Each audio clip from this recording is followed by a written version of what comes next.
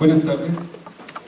La ponencia que tendremos a continuación lleva por título El papel de la educación superior, conocimiento y procesos innovadores. Esta ponencia magistral la va a otorgar el maestro Ramón Benítez García.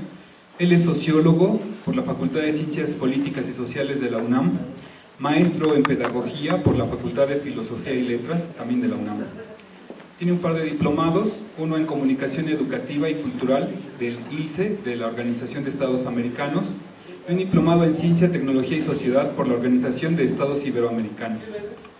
Docente en Educación Media Superior y formación docente a nivel de posgrado, experiencia en diseño curricular, diseño didáctico y desarrollo de programas educativos presenciales, mixtos y en línea.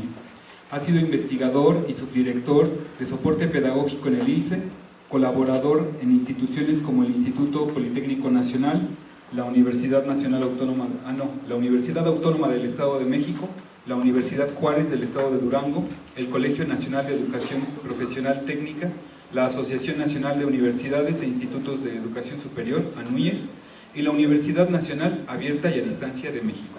Muchas gracias. Gracias, buenas tardes.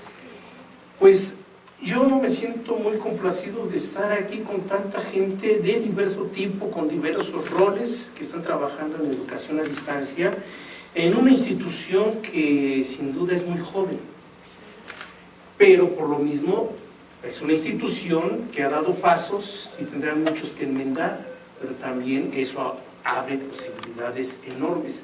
¿Qué tanto se concreten? No traje la bola de cristal, no podemos decir, pero sí quiero que el esfuerzo de esta charla nos lleve a entretejer una serie de reflexiones que nos lleven a identificar qué procesos innovadores son los indispensables y cuáles de ellos de alguna manera ya se están impulsando, cuáles habría que impulsar, cuáles quizás están todavía muy en ciernes o están quedando de lado, pero también cuáles todavía se pueden instrumentar o enderezar. Soy sociólogo, eso siempre lo remarco porque la formación nos marca, nos da cierto perfil. Siempre los sociólogos somos observadores, aunque nos digan mirones. Somos criticones, vemos el pelo en la sopa, etcétera, etcétera. Pero si de algo puede estar hecha una actitud crítica, es justamente de eso, siempre sobre el tamiz de ciertos criterios racionales. Y para eso es para lo que nos sirve la teoría. Las teorías no son para adornarse, sino para iluminar, para orientar, para dar camino a nuestra crítica y por lo tanto camino a nuestras acciones. Y con esto entonces lo enlazo con las dos últimas preguntas de parte de ustedes. Si no me equivoco, la del maestro, cuando habla de las ciencias sociales, que también tendrían que estar consideradas en este esfuerzo de la didáctica de las ciencias, algo así. Ahí está el vicio. Y también la pregunta acerca de la mención que se hizo de la ciencia de la didáctica. Quiero mencionar dos cosas. Uno, hay algo distintivo y muy valioso en la didáctica de las ciencias. Eso es para vincular las dos charlas, ¿no? La didáctica no es una ciencia.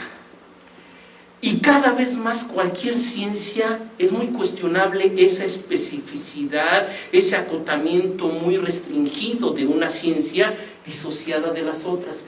Mucho más en el caso de las disciplinas que convergen en el campo educativo. Hablar de campo tiene un significado particular, esto tiene una procedencia teórica. Un campo no es una ciencia, no es una disciplina, sino un espacio de conocimiento y de acción donde convergen varias diferentes, a veces contrapuestas, visiones teóricas, por lo tanto metodológicas. El caso de la didáctica de las ciencias es que, a diferencia del caso de las ciencias sociales, nos llevan un camino muy interesante y valioso que han andado. Han documentado, han experimentado en el sentido más amplio, no en el sentido restringido de las ciencias, les llaman exactas, en realidad son ciencias experimentales. Han documentado los esfuerzos que han venido haciendo en el campo de la educación, concretamente de las ciencias, por lo mismo de la enseñanza, de la investigación, del aprendizaje, y siguen haciéndolo. Si revisamos los principios que nos presentó el colega José Inés, el físico José Inés, esos principios son de procedencia pedagógica. Y esos principios también son los principios de los que tendríamos que abrevar para trabajar en el campo de las ciencias sociales. Pero, lamentablemente, también muchas veces confundimos teoría con retórica.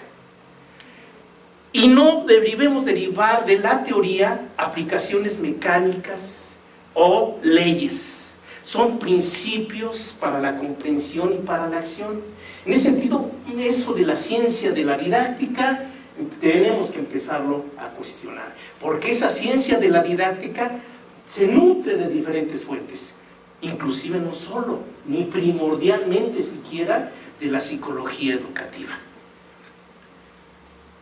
Los sociólogos, los antropólogos y además la psicología, hay muchas psicologías, hay muchas corrientes psicológicas. La educación por su propia naturaleza requiere diferentes enfoques teóricos, diferentes procedimientos metodológicos en función de aquello que necesitamos conocer. Entonces, en el caso de la educación, pues estamos en el campo de las ciencias sociales y la didáctica de las ciencias se ha venido a nutrir de las ciencias sociales y entre ellas el gran camino que se ha dado en la discusión sobre filosofía de la ciencia. Bueno, lo tomo como un enlace porque ¿a qué me quiero referir en este caso? Yo veo con mucho gusto las muchas cosas que se han venido presentando en este congreso. Y como congreso académico y en una institución, yo quiero pensar, supongo que así ha de ser, no necesariamente en este momento, pero que todo lo que aquí se presenta deberá ser objeto de revisión juiciosa y hasta metódica por parte de las instancias de la UNAD. ¿Para qué? Para identificar las experiencias valiosas, recuperarlas, aprovecharlas, para localizar esfuerzos que a lo mejor son bien intencionados pero son poco sistemáticos o que quizás habría que fundamentarlos. Pero es interesante ver aquí el interés que hay en diferentes 3, 4 presentaciones respecto a deserción. Vaya, entonces eso nos indica que hay un severo problema aquí. También fui asesor en el diplomado. Y cuando se habla del problema prototípico, todo es mi problema, la deserción. Y todos buscan cómo voy a resolver yo la deserción, cuando la deserción es un asunto multifactorial. Y el problema no es el problema empírico, sino aquella faceta de lo empírico que yo acoto con ciertos conceptos, les doy particular significado y entonces quiero conocer para interpretar y poder trabajar. Pero hay esfuerzos aquí para tratar de atender la deserción. También hay una preocupación por esto del plagio, el copy and paste, que ya sabemos que hay, y frente al cual ahora en otros espacios, aquí creo que no, tan solo por la naturaleza de la institución, los profesores muchas veces ahora, sobre todo en bachilleratos lo he visto, le encomiendan mejor al estudiante, a los estudiantes, para evitar el plagio, que los trabajos sean a mano. O sea, regresar a la lógica del sufrimiento, de tener que escribir a mano porque así no me lo está plagiando, cuando finalmente es lo mismo. Entonces, si no tenemos claridad didáctica, y esta claridad didáctica supone entender cómo son los procesos de aprendizaje y de ello derivar estrategias atinadas, podemos seguir caminando con buenas intenciones, pero ya no digamos ir al infierno, quedarnos en lo mismo. A lo mejor el infierno es más divertido. Hay también por ahí una ponencia que me parece muy interesante, su título, que habla de la identidad de los estudiantes de la UNAD. Interesantísimo, porque hay que ver que un proceso educativo, en la modalidad que sea, con los recursos que sean, solo están en la medida que se está trabajando con X sujetos, y que esos sujetos no son solamente una suma de individuos, sino que son un conjunto de relaciones sociales que se establecen entre esos sujetos que tienen un particular rol: aprender. Sin olvidar lo que nos dijo Freire: el estudiante que aprende y también enseña, como el maestro que enseña y también aprende. Sin olvidar eso, porque si no caemos en un enfoque transmisivo. Y si estamos en un proceso, en un esfuerzo que quiere hacer de la educación un proceso dialógico y constructivo, no puede ser una visión transmisiva. Bueno, eso se aborda también en alguna otra presentación, más otras que hay aquí.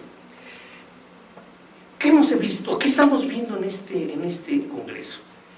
Presentación de experiencias, presentaciones de propuestas, muchas iniciativas, primordialmente de docentes.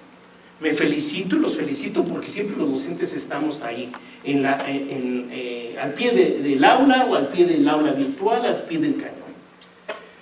Yo quisiera ver más, también los hay, pero quisiera ver más otros agentes educativos que también tienen que ver y con los cuales es imposible tener un programa a distancia, pero que también necesitan abrevar de esto, de la didáctica, para que todos vayamos en el mismo camino, pero también para conjuntar nuestros saberes y nuestras experiencias. Sobre eso quiero regresar al final, porque de lo contrario viene la pregunta que por ahí de alguna manera también como que se coló. ¿Qué pasa entonces con los programas a distancia? En los programas a distancia, ¿qué pasa con los docentes? ¿Nos convertiremos en docentes paqueteros, como le llamaba Freire? Y hasta el material, y hasta el paquete didáctico es el shake and bake, como aquellos pasteles ya precocidos, agítelos, agregue leche, muchos huevos al horno y ya está. ¿Sí? Ya. Los docentes, y aquí ha quedado la muestra, saben que también tienen que ser creativos. Y de ahí todas estas iniciativas. Qué bueno que ellos, ante la circunstancia que lo hace necesario, tienen el paquete, pero trascienden el paquete y desarrollan sus propias propuestas y experiencias. Pero esos esfuerzos van hacia el perfeccionamiento del recurso, o nada más se quedan en un plano remedial, a nivel del docente y a nivel de la institución, porque el docente puede tener esfuerzos valiosos, pero que si no van bien direccionados didácticamente, están en el plano remedial. O pueden estar muy bien fundamentados y diseñados, pero si la institución no los arropa, no los recoge, no los potencia, también se quedan en lo remedial. Es decir, ya logré que mi grupo, en lugar de que se me fueran 20 de los 50, ya nada más se fueron 15. Qué bueno, pero y al siguiente semestre otra vez el mismo esfuerzo, y los docentes vivimos como Sísifo. Nunca va a dejar quizás de ser así, pero estamos cargando la piedra, llegamos a la cima e inevitablemente rueda. Eso es lo que a mí me parece que tengamos como telón de fondo en esto que quiero compartir.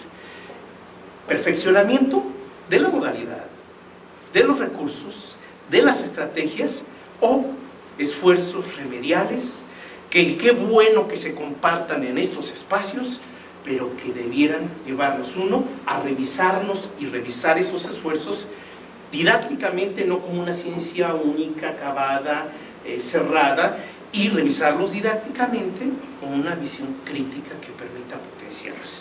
Bueno, ahora sí, ya quiero entrar un poquito en el asunto para el cual preparé una presentación que no es que la haya olvidado, simple y sencillamente había que enlazar por qué estoy en este evento y algo más, pero sí regresar por qué yo, pero no iba a hablar de algunas señas de identidad.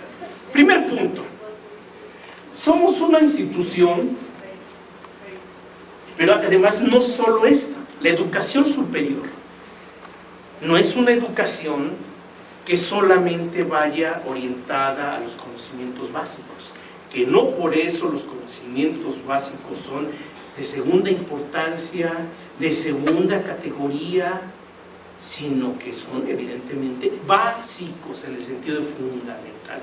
Pero la educación superior está orientada a la ciencia y la tecnología.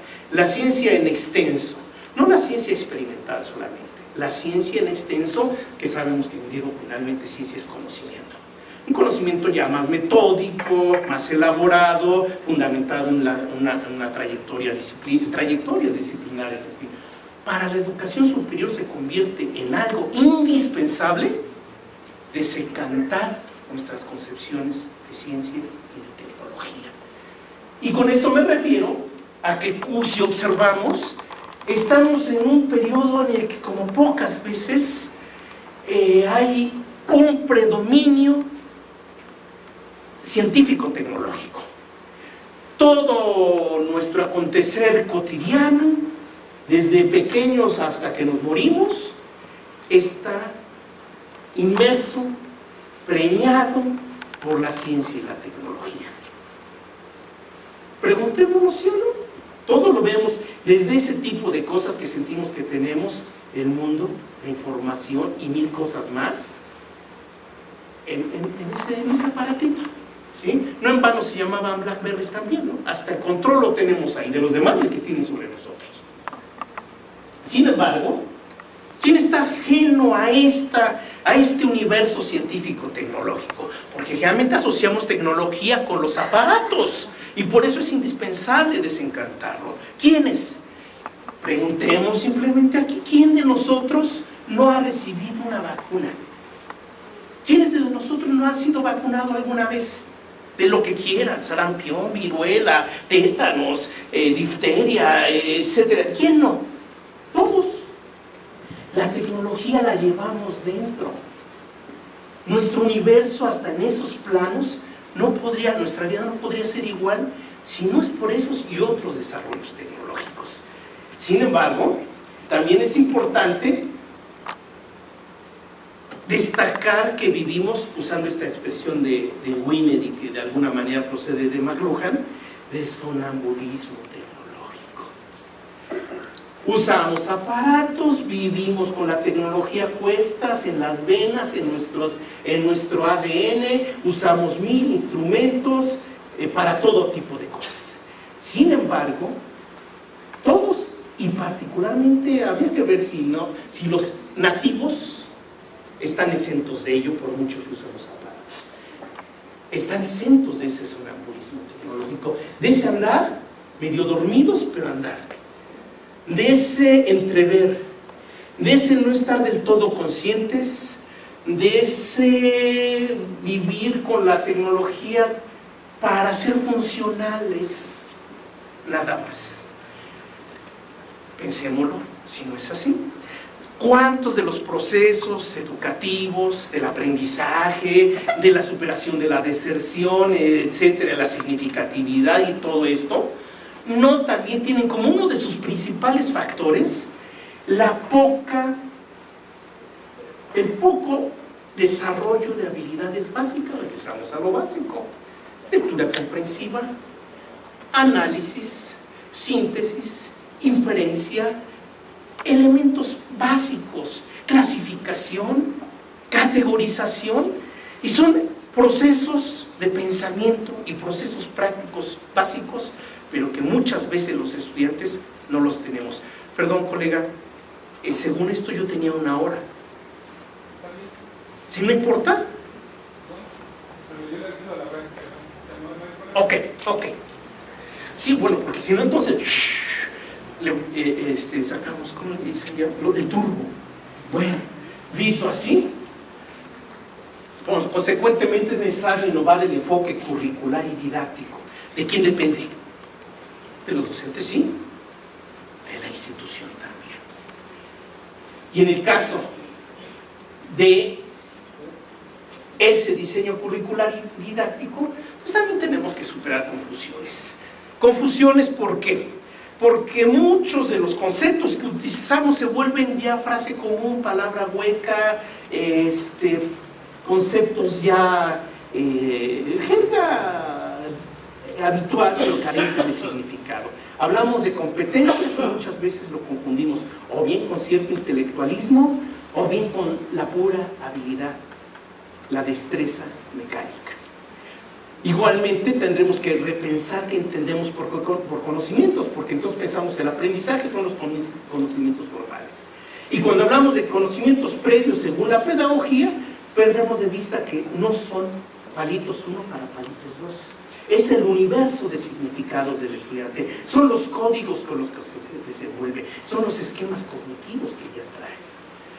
Igualmente, cuando hablamos de actitudes, generalmente actitudes se les reduce en la práctica habitual a la cuestión valoral y afectiva, y dejamos de lado el desarrollo de actitudes científicas, que significan asombro, duda, cuestionamiento, análisis, crítica.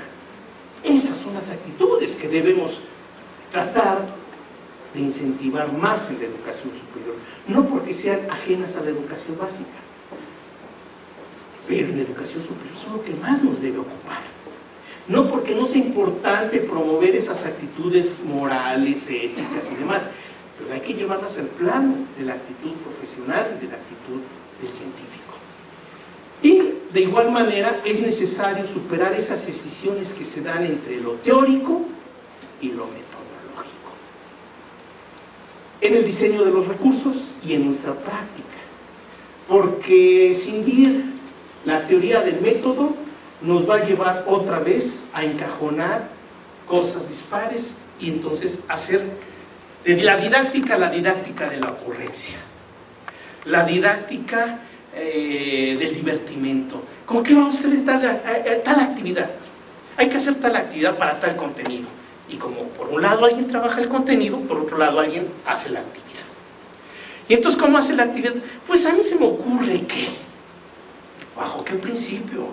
¿En dónde están los principios pedagógicos, didácticos que me permiten hablar de la coherencia, contenido, procedimiento y aprendizaje? Y por lo tanto formación.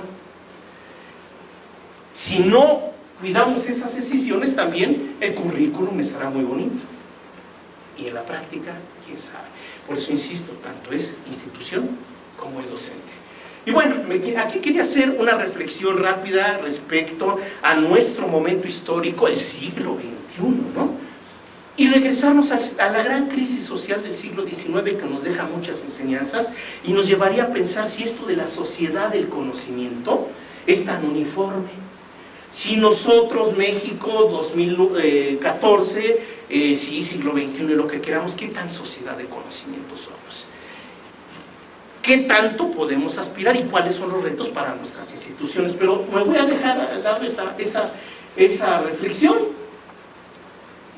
También esta menciona a un planteamiento de Moran, que ahora todo el mundo lo cita, pero que desde que no lo quería ni la izquierda ni la derecha, ya nos hablaba precisamente de este cuestionamiento severo a la ciencia. Hoy que tenemos un universo de fenómenos sociales bien importantes, que se parecen a esa sociedad, migraciones, nuevos patrones de conducta, nuevas conformaciones familiares, problemas ecológicos, la incursión de las mujeres, en fin, y nuevas profesiones nos deben preocupar estos principios que se convierten en la savia nutricia de los procesos innovadores. Rápidamente, para ir cerrando por esto del tiempo, simplemente pensemos, hay que también, yo hablaba de desencantar ciencia y tecnología, también hay que desmitificar a los sujetos. A los docentes también nos va a tocar, pero aquí solamente me referiré a los estudiantes. Inmigrantes digitales. ¿Cuántos de nuestros estudiantes son nativos? Nativos digitales. Por la fecha de nacimiento, cabe. Por el capital cultural, es decir, la cultura que traen, habría que pensarlo. ¿Cuál es nuestra propuesta didáctica? ¿Cuál es nuestra propuesta curricular? ¿Debe ser una o habrá que diversificar? Porque el sujeto es heterogéneo, el sujeto pedagógico, es decir, los estudiantes. Y entonces, pensemos aquí dos imágenes. La de la izquierda. ¿Qué es niño, niña, muchacho, muchacha? ¿Qué es? Una foto de hace un año es un emo chino. Es decir, un chino emo. Es decir, es un muchacho en Pekín. Pero los chinos y las chinitas se parecen, o sea, no se... Sí, bueno, finalmente todos nos parecemos, por eso somos semejantes. Pero bueno, esto nos indica que el Oriente ya no está en el Oriente, que Occidente está en todas partes. Y además esta foto tiene que ver porque está relacionada con que iban a generar la cobertura al 100% en Pekín de acceso a internet libre. Y uno se imagina a los chinos todavía en bicicletas. ¿Sí? Ojo. Entonces, ¿hasta dónde esta, por lo menos sociedad tecnificada, no hablemos todavía de lo del conocimiento, realmente está abarcando todo el planeta?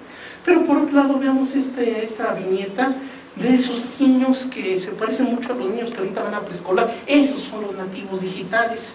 Y si observamos, pues no sé, caractericemos, veamos lo que dice atrás, si lo hubiera ampliado, aquí en el pizarrón, veamos los dibujos, veamos sus vestimentas, ajá, aquí el niño de, ¿cuántos años le ponen? Su anarquía, ¿dónde vivirán? O sea, no todo es si son nativos, no todo es si usan las tecnologías, y si usan las tecnologías, no todo significa al usar tecnologías aprendizaje, porque también tendremos que revisar ese capital cultural y que va asociado a razones también de orden económico, político. ¿Y quiénes son nuestros estudiantes que están llegando a las universidades? Pero en el caso de la Universidad Nacional a Distancia, pues no todos son adultos, ni todos son nativos, y a veces los que son inmigrantes traen destrezas que no obstante los nativos no traen y que se requieren para hacer una lectura analítica y comprensiva de algún recurso. O sea, cuando hablo de desmitificar a los sujetos es que las grandes generalidades, los grandes bloques sirven para entender realidades, pero se requieren también visiones específicas. Y eso es lo que estamos viendo con algunas presentaciones de aquí, del Congreso. Y eso a mí me parece muy valioso. Una colega en la otra sala presenta su propuesta para el uso de GeoGebra en octavo semestre, preocupada por la deserción, etcétera, etcétera, pero ve la relación esta de que para usar GeoGebra en octavo semestre con sus estudiantes que son adultos, qué tan inmigrantes, qué tan nativos queda en cuestión, y en el octavo semestre pero necesita tiempo para enseñar a usar GeoGebra porque se le dice que utilice GeoGebra, pero los chicos, entre comillas, siempre los estudiantes eran nuestros chicos, llegan a octavo semestre y no conocen esa herramienta. A lo mejor todos usan Twitter, pero nada más, ¿no? Entonces, me voy a ir a desmitificar la educación también y quiero cerrar con esto. Esfuerzos, procesos innovadores que se requieren en la educación superior y que a nosotros que estamos instalados en esta institución, muchos de ustedes en 2 o 3 más. Por ahí está una profesora que también trabaja en el IEMS, Educación Media Superior, y trabaja aquí, y trabaja en no me acuerdo qué institución del interior del país. En algunos ya estamos caminando, en otros caminamos con el sonambulismo tecnológico que mencionamos, en otros no estamos caminando. En algunos camina la institución y vamos con la institución, en otros la institución va y nosotros vamos a donde podemos. En algunos casos hay principios pedagógico-didácticos claros, pero se quedan en la retórica.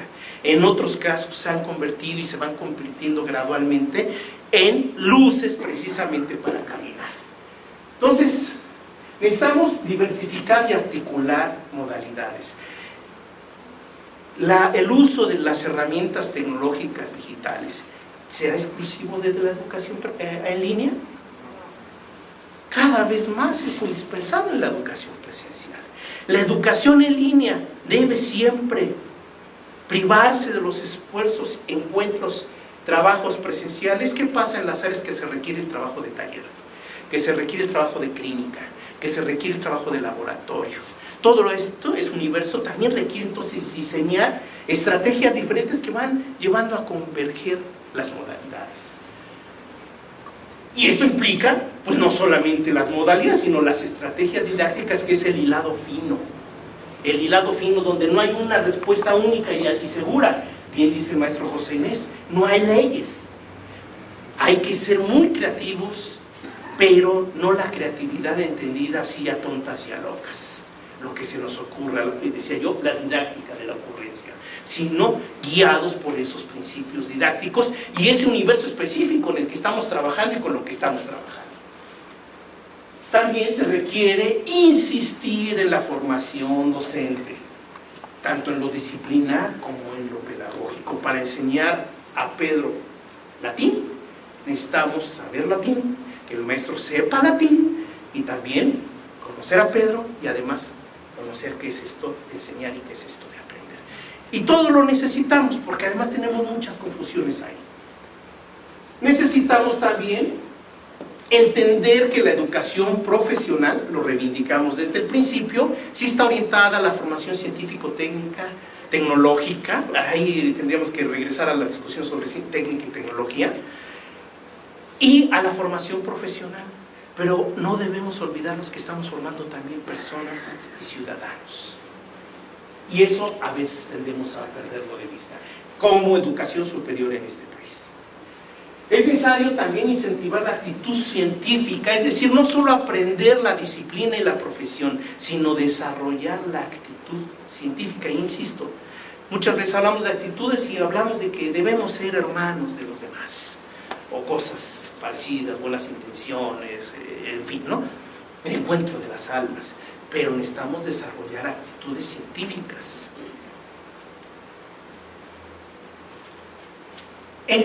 Además, aquí es necesario impulsar procesos de formación continua, no solo de los docentes, sí es indispensable, lo mencionamos acá, pero no solo de los docentes, sino de todos los que convergen en los esfuerzos de creación, diseño, operación de un programa a distancia.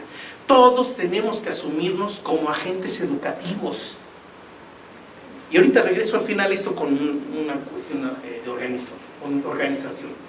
Es indispensable también entonces vincular las necesidades laborales y la formación, no en una visión funcionalista, sino en una visión de la búsqueda de nuevas estrategias. Esto, por ejemplo, de las universidades corporativas que cada vez veremos más. Es decir, las organizaciones que dan empleo están cada vez más llamadas a generar propuestas educativas en sus propias organizaciones para formar a los profesionales que requieren para sus necesidades específicas. Entre otras, por ejemplo, es lo de la Universidad Pemex, que no por la ley energética, sino les viene desde el 2000. Y también recuperar los saberes en el desempeño. Mucho de lo que los profesionistas, de los estudiantes en educación superior llevan a su proceso de formación son saberes que ya han venido adquiriendo y desarrollando en el desempeño profesional. Y es importante buscar estrategias, generar estrategias para que esos saberes se les formalice, se les dé crédito, pero además para potenciar los propios recursos en las modalidades a distancia. Como vemos, es un universo de esfuerzos y procesos innovadores en los cuales se inscriben varias de las cosas que hemos venido viendo aquí en este congreso y que vienen de ustedes. Por eso me parece muy valioso reconocerlo y aplaudirlo, pero que también debemos pasar a la crítica para no quedarnos en el plano remedial. Hay esfuerzos titánicos de los profesores no es raro que sean así, que se desviven, se desgarran la camisa para estar atendiendo a sus profesores, no solamente a través de la plataforma, sino a través del chat, a través de Skype, etcétera, etcétera. Bien valioso, pero no se está sistematizando y es probable que muchas veces se generen desgastes y sobre todo que se quede a la deriva la experiencia y no se ve qué ha aportado de bueno y qué perjuicios también ha aportado. Simplemente pensemos, somos muy permisivos con la palabra hablada. Somos bien permisivos en las redes sociales. Para un proceso de aprendizaje no tenemos que ser más sistemáticos, simple y sencillamente formular una pregunta requiere precisión. ¿Qué tanto estamos propiciando que todo se vaya a los opuestos? Pero que es valioso recuperar la experiencia. Y yo por eso veo lo mucho de lo que se está presentando aquí como elementos valiosos. Y decía que había que mencionar algo de la cadena. Todos estos esfuerzos requieren, como mencioné, el esfuerzo de muchos agentes educativos. Todos estamos aquí, algunos más, otros menos, de diferente tipo, de diferente extracción profesional, con diferentes perfiles, de todo tipo. Pero la organización también tiene aquí mucho que ver. La lógica de la organización en cadena, así les llamen celdas de producción, donde cada quien se encarga de apretar una tuerca, de poner un tornillo y se va fragmentando, entonces no está posibilitando ni la integración de saberes, ni la generación de grupo, que es más que reunión de personas. Hay esfuerzos y da resultados, sí. Habrá que pensar en otro tipo de organizaciones, de otro tipo de trabajo en las celdas de producción que realmente posibiliten esto. Y rápidamente, yo estoy aquí de invitado, cosa que agradezco mucho. Quizás se pregunten en una conferencia magistral, ¿qué es eso? No es una conferencia docta, no pretendo eso, sino, lo dije claramente, entretejer de sus saberes, de sus experiencias que se han reportado en el Congreso y en otros lados, y generar un proceso de reflexión que nos nutra a todos, porque mi experiencia y mi trabajo en educación a distancia proviene de los primeros 90. Mi trabajo en línea proviene de 97, 98, no había plataformas, y las primeras experiencias eran multimedios, televisión educativa, y era mucho más pesado y demás. Pero caminábamos todos sin darnos cuenta quizás, en un afán de interdisciplinariedad. Y la mecánica, la lógica de cadena nos está fragmentando nada más. Y ese es un punto que debemos, a mi juicio, tener mucho presente para tratar de hacer el esfuerzo, pero que nos nutre a todos. Donde el experto en contenido se baja en la tierra para ver cómo enseñar y no nada más suba el PDF que siempre utilizo en educación a distancia, como dice el maestro. Donde el que hace la parte, le llaman metodológica o didáctica, pues no es algo que se pegue, sino que va muy internamente en lo lógico articulado con el contenido. Pero luego donde el asesor, pues no nada más, ahí tienes tu paquete, aplícalo y ya. Y donde quienes se dedican a la tarea de evaluación, y no hablo de la tarea de evaluación de los estudiantes, de los procesos, de los productos, tenga también esa visión, porque si no llega, ¿quién puede hacer el juicio? Llega Dios y juzga a todos y no ve la entraña de lo que pasa pasando. Entonces, yo creo que son, no quiero decir lecciones, son puntos de reflexión que nos debemos llevar. Desmitificar ciencia y tecnología, desmitificar también a los sujetos, mirar a la didáctica de una forma crítica y recuperar las experiencias y los saberes en un afán constructivo, productivo, creativo, por instituciones y por actores, en particular los docentes. Gracias, maestros.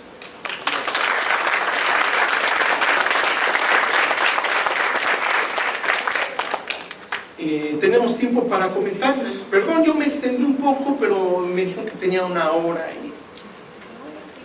Comentarios, la sigo teniendo, o sea que a partir de aquí tenemos una hora. Comentarios, preguntas, objeciones. Yo le quiero comentar sobre lo del chino. Sí. Personal. Como les digo, en ocasiones nosotros decimos, bueno, vamos a educar mexicanos, ¿verdad? Pero lamentablemente ahorita ya estamos en la época en que las chinitas tienen 5 chinos aquí, ¿verdad? Y las mexicanas nos fuimos por el enfoque de la familia pequeña vive mejor. ¿Estamos de acuerdo? Entonces ahorita que habló usted de que en China ya se ve este tipo de cosas, Digo, bueno, ¿qué vemos aquí en México? Aquí en México vemos, en el caso de mi puerto, pues allá se ven chinos, coreanos, alemanes, y todos esos enfoques que traemos como mexicanos, pues los tenemos que cambiar. Y así como usted lo marca, no aprender solamente de lo que leemos, sino del campo en que nosotros nos estamos desarrollando. Sí, yo lo que quiero resaltar es que enfoques culturales no son uniformes, que conglomerados etarios tampoco son uniformes. Hay una cada vez mayor diversidad, pero también hay nuevos patrones, pero los patrones no son uniformes, por fortuna. ¿Alguien más? Bueno, entonces, si no hay más, mire como el maestro que se queda con la duda, hijo, no me entendieron nada, o no fui tan claro que miren qué maravilla, todos muy bien. Si no hay más maestros, colegas, maestro, por favor. Agradecerle a nuestro hermano que haya tomado mi última la pregunta como parte del desarrollo, pero en su plática, desmitificar a la tecnología. Sí. Realmente estamos creando profesionistas tecnológicos, técnicos, etcétera, y reflexivos. Sí, esa es la inquietud, o sea, no aprender operativamente las cosas. Y además entender que la tecnología no es solamente o no es ciencia aplicada. Porque si es ciencia aplicada, se parte de que la ciencia tiene una verdad acabada, de la cual procede su aplicación bajo procedimientos ya muy estandarizados. Y entonces, bueno, no estamos ante logos de la TECNE, estamos solamente ante una visión muy operativa. Y esto cabe no solo para la educación superior, cabe para la educación básica. Es decir, cuando estamos enseñando física en la secundaria, y quiero pensar, no sé, aquí los ingenieros saben mejor de esto, ¿no? ¿Cuántas veces se enseña nociones de física? ¿Cuál es el principio teórico? O llámese axioma, llámese ley, y de hecho procede un algoritmo para la resolución de un problema entre comillas, porque es lo que le llaman ejercicios de papel, de lápiz y papel. Pero los problemas quedan allá. ¿Y por qué partimos en esa lógica de la teoría para llegar hasta el ejercicio de papel y en el mejor de los casos una actividad de laboratorio que ya está estandarizada? Cuando quizás habría que hacer un esfuerzo también a la inversa, de partir del cuestionamiento, de la observación, del análisis de un comportamiento de X fenómeno. ¿Para qué? Pues para abrir la interrogación, para entonces propiciar el cambio de esquemas cognitivos, que no podrá ser por el agregado de información, sino por la puesta en duda de cómo me lo vengo explicando, y ahora veo que no, mi explicación no es suficiente. Entonces sí, desmitificar la tecnología desde esos niveles básicos hasta los niveles de educación superior. La didáctica de las ciencias tiene experiencias interesantísimas en educación básica. Asómense a las publicaciones, que lamentablemente en México no tenemos la tradición de que los docentes publiquen sus experiencias. Asómense a ese arsenal que hay de información, el maestro José Niel les puede dar referencias, que si bien son de didáctica de las ciencias, pero los principios pedagógicos de los cuales derivan las estrategias didácticas, nos sirven para ver qué caramba hacemos en nuestras áreas. La que quieran, no sé, alguna asignatura de sociales que ustedes trabajen, maestro. ¿Alguna asignatura con la que venga trabajando? Ay, no, pues es muy aburrida, maestro. Pero cabe. ¿Alguna otra, maestro? Bueno, por ejemplo, filosofía de la matemática. Pequeño detalle. Cuando además de la filosofía se dice que es poco práctica. La filosofía es quizás el área, la disciplina más práctica que existe. Por algo se habla de razón práctica. Porque todos comportamos una filosofía, y asociada a la matemática, los grandes matemáticos fueron filósofos, ¿sí? Y ahí en filosofía de la matemática podremos encontrar muchos elementos de filosofía de las ciencias que lo pueden llevar a ese terreno y vienen de didáctica de las ciencias. Entonces, si bien no tenemos ese arsenal en el caso de las ciencias sociales, yo les invito a que revisen cosas. Habrá muchas cosas que nos den luz y a reportar lo que hacemos. que no tenemos el hábito, no hay luego los espacios, pero puede haber los espacios, pero si nosotros no los nutrimos, de nada servirá. Pitágoras de Samos, filósofo, creador de toda una corriente filosófica, pero a la vez el descubridor de muchas cosas matemáticas, entre ellas pues el triángulo, ¿verdad?, del triángulo pitagórico, pero muchas más. Hizo una escuela filosófica que fue inclusive como una mafia, una cosa muy especial en su momento. Y ese señor reunía 400 años antes de Cristo, reunía los dos conceptos, fortísimos ambos, Sí. y ambos escritos a profundidad. Bien, no sé si le debiéramos llamar mafia, pero bueno, dejémoslo así. Pero por su élite, Sí, sí, toda una escuela. una escuela. Bueno, maestros, me despido, váyanse a descansar, nos vemos mañana.